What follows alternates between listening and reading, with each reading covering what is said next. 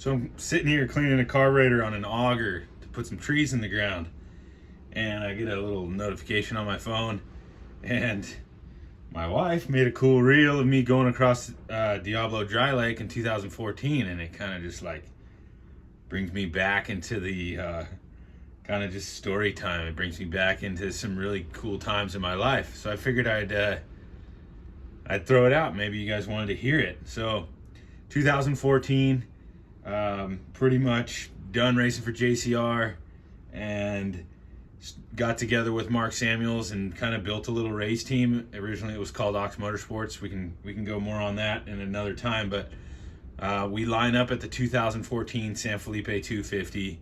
It's really, we had like a month to prepare. That's another story, but we line up. I start the race. I didn't have very much time to pre-run. My section was going to be essentially like the first 50 miles or whatever, and then the latter half of the race, and things kind of exploded. Mark Samuels broke his humerus and he got himself out of where he was at. He's got a crazy story for that, but anyways, I start the race. Our main competition in 2014 was Ricky Brabeck and the Kawasaki guys, Robbie Bell, some of those dudes, on the Kawasaki. And so I start the race, I'm ripping, and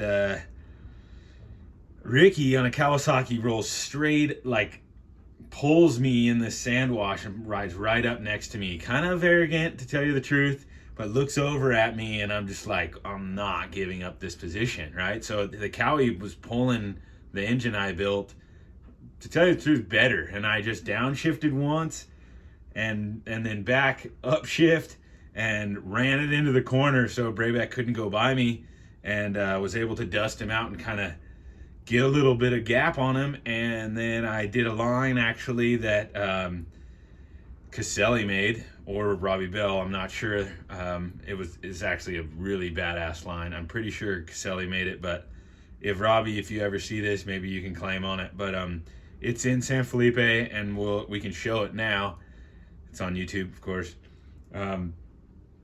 So yeah, I was able to make a little bit of time up on Brabeck and on that line, rip through some washes, rip down some whoops, and was like, I know he's not even close. So I go across the Dry Lake, and I'm holding it wide open, and I'm riding a Dunlop 739 Desert AT.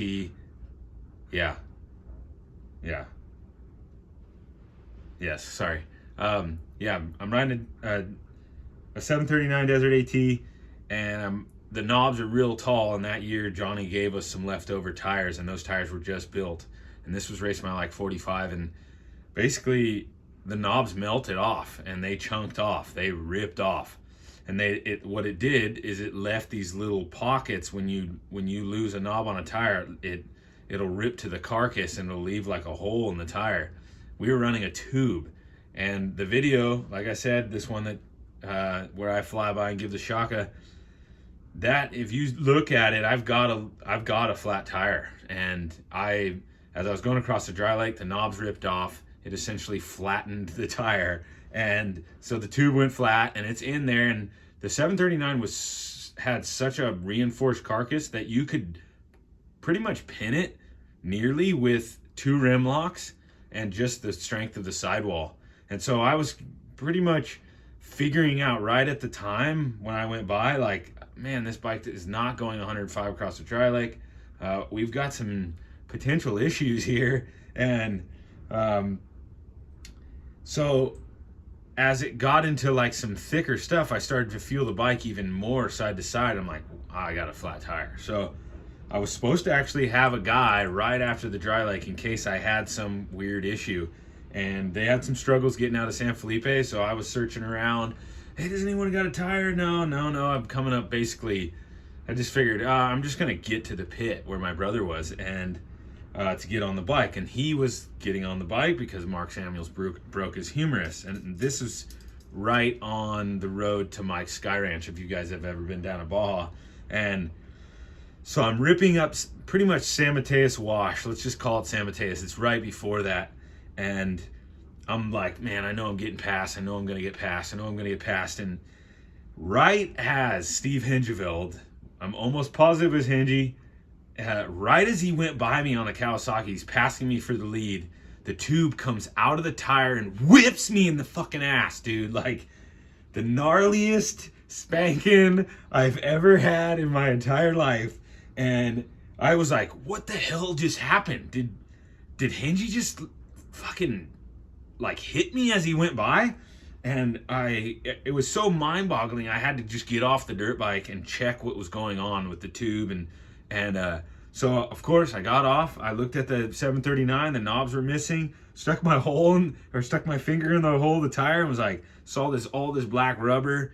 Of course, my gear had some black rubber on it, and I'm just like, oh my gosh, I just got whipped. So I just headed on down to see Ian and basically got the bike to Ian at our second pit, and essentially, I mean, that's a story of me basically getting whipped in the ass by a tube at like probably 80 miles an hour going down a sand wash right as Steve Hingeveld basically passed me. But to continue on to the story, if you guys still want to hear about it, we can cut it there or continue on. I eventually brought the motorcycle to my brother, and this is right at where San Mateos meets Mike Sky Road. We changed the Sky Ranch Road, sorry. We changed the tire. Ian gets on the bike. He's like 2-3 minutes down now from what is the rider? He's 2-3 minutes down from Shane Esposito.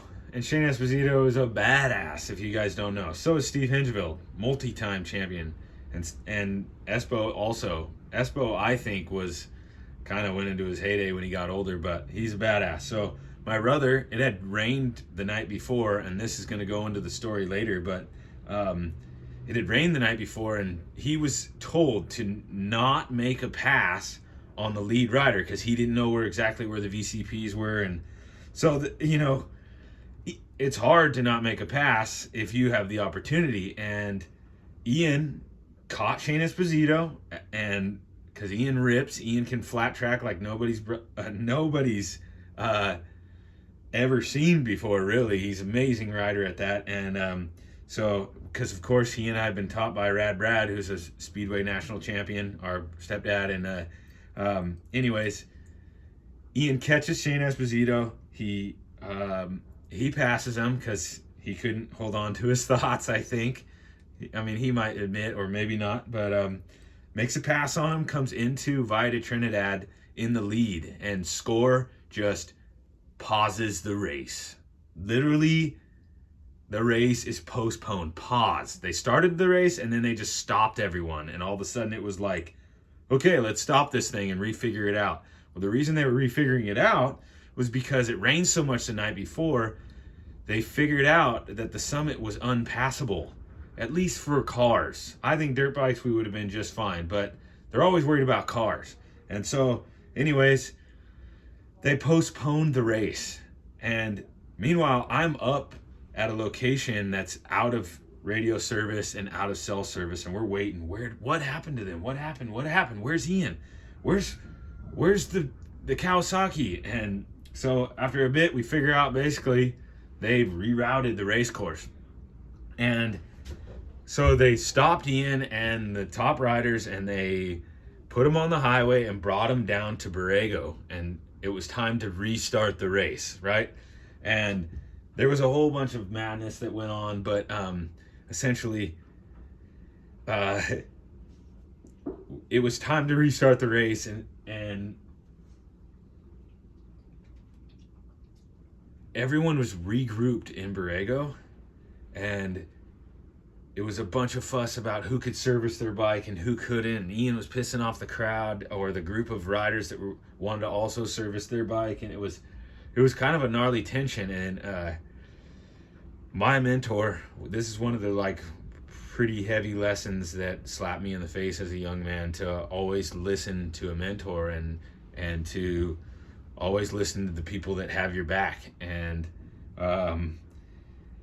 my mentor pulled me aside and said, hey, look, this is what we're going to do. You're going to start off the restart, and you're in the front, and we're just going to let the Cowie team ride by. We're going to service the bike, and we're going to ride by. And I was like, there's no way I'm going to let them have dust control. And I was just like, there's no way. I wasn't listening.